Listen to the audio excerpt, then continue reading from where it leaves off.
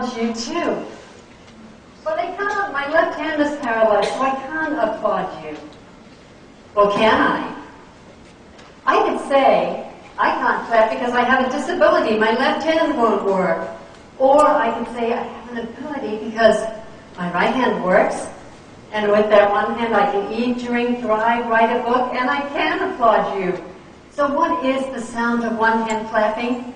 Let's go ahead and raise our hand. Bring your fingers to your palm. Oh my gosh. Music to my ears, but I have to tell you, the sea of faces and the hands in the air, beautiful. Great, is there another way we can clap with one hand? Let me hear it. You see, there's more than one way to solve a problem, and there's still one other way. And this beautiful lady here, could I have you just pop up here for a second? And I'm going to have you come up on the stairs, if that's okay. I'm going to have you raise your hand up and just keep it towards me. And keep it straight.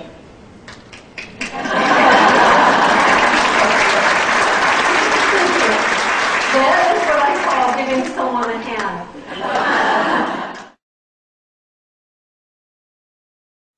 Ed, would you come up here?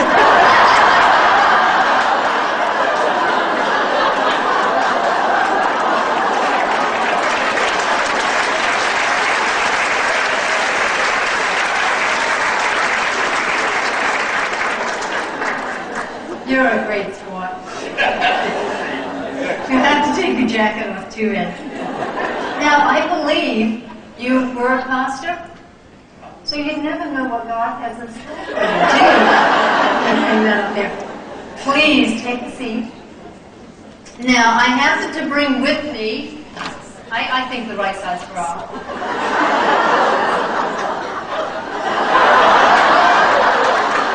I love this chair on the stage. We went to a lot of trouble to decide what we were going to have up here, but I think it's very fitting for you, for me, the color scheme.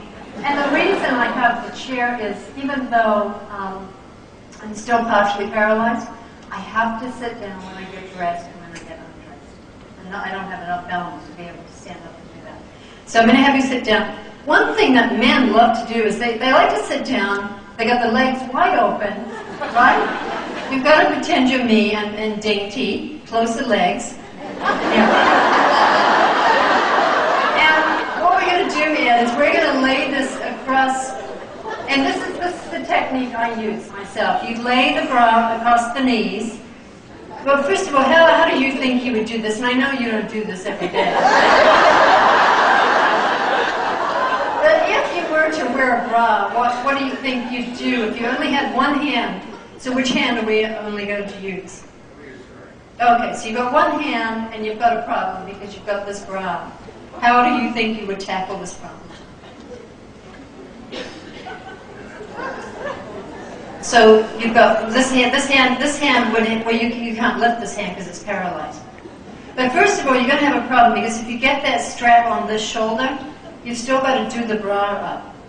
So the way that I do this is I would hook the bra first. And that's why it's over my knee, and the knees are together, so that it's kind of like a little table. And you're going to hook this first.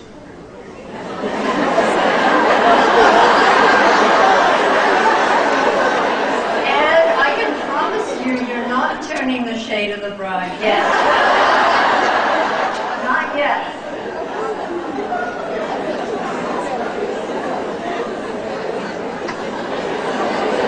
Oh, I love it. You can both hands. Okay. I was doing that awfully quick. So let's lay it across here, because you're not done yet. Okay, bring this in closer. There you go. So your strong hand would take your weak hand and actually help it. Yep. And you're going to lift it as in and put it through the strap. So that's why it's important. Well, see, you've got a lot of movement in that hand. You're taking your strong hand and helping your weak and lifting this over. And then you can put your strong hand in there. So you... hang on. Yeah, so then what you want to do is put this on like a t-shirt. So you would put your... There you go.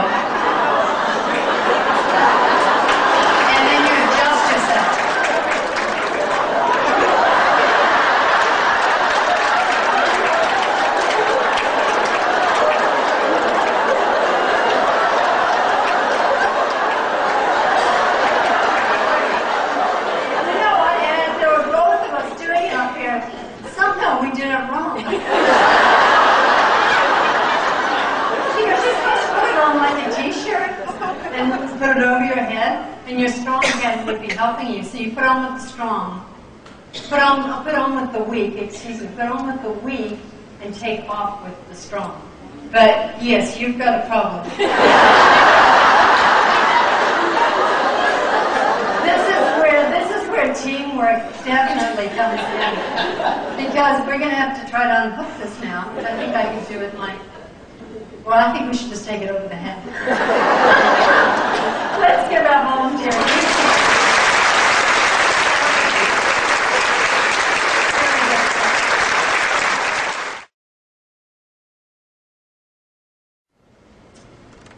What happens is my hand's up here now. When I go to leave, I've got to remember to take the hand with me. But I have to tell you, this is a great stretch. It feels really, really good. Kate was planning to be a fitness trainer when in 1995, at age 33, the mother of two suffered a massive stroke. I was trapped in my body, totally aware of everything going on around me. I just couldn't communicate. And it wasn't until my husband asked me a simple question, I realized I could blink my eyes. And with all my strength, I did that. I remember blinking out, am I going to die? Every day was a struggle, but it was a struggle born of one simple dream. Kate wanted to go home. In 1997, Kate traveled to our nation's capital to help the American Heart Association launch a national campaign for women's health. Kate Adamson was 33 years old when she suffered a stroke, leaving her paralyzed for 70 days. Unable to communicate with the outside world, she has since made a miraculous recovery. And the condition I had is called locked-in syndrome, where basically I was trapped inside my body and unable to communicate with the outside world. Wow. You know, again, you look at you, you hear you, and it really is miraculous to see the recovery, and I have to say it's somewhat inspiring. You came out of it. Did you think you were going to die? I thought I was going to die when I was in the critical stage for those 70 days, yes. You had thought process. I actually, yes, I did. But I still wanted to fight. Kate was determined to find a way back, no matter how difficult the journey, no matter how long it would take. I started keeping a journal when I was in rehab, and a girlfriend of mine would write entries in it when I couldn't write, and the social worker suggested that I start doing it because I needed to learn to write again. And I remember saying to her, but what do I write about? And, you know, she said, just write about what you've done today. That journal became a remarkable document telling of a journey that few thought possible. It tells of huge struggles to make minuscule progress. We just grab a grapefruit while I'm here. Now, your right hand seems to be completely back to normal. Stronger. Stronger. No problems at all there. This is where you go head up and towards the ceiling. Good. She still takes her daily dose of physical therapy to keep fit and improve her skills little by little.